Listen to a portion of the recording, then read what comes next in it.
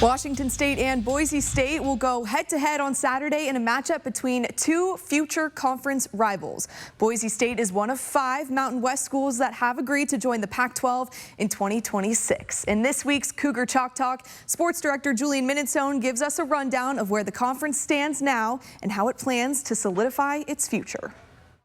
Well, on Monday, the Pac-12 struck out on adding schools from the American Conference. Memphis, Tulane, UTSA, and South Florida all deciding to stay put. Many deemed it a failure by the Pac-12. But the conference is already taking the next steps to becoming a big player in the college sports landscape once again.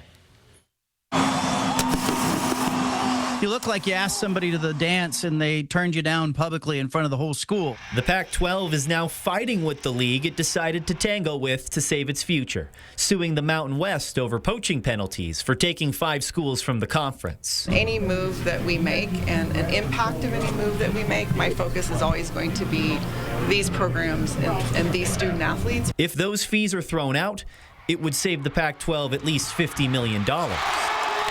And really free them up to go and say to UNLV and some of the incoming members, hey, we're able to help you a little bit with your exit fees in the Mountain West. The Pac-12 and its 5 new members are on the hook for more than $120 million in exit fees and poaching penalties. But it's always been about the playoff, not the payoff.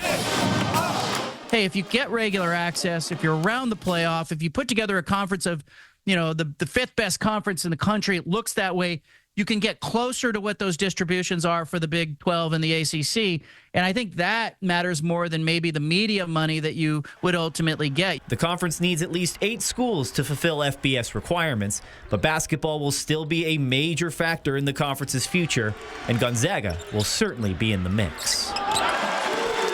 If you can bring Gonzaga into that room, and maybe someone else from the WCC into that room, is it St. Mary's, is it Grand Canyon?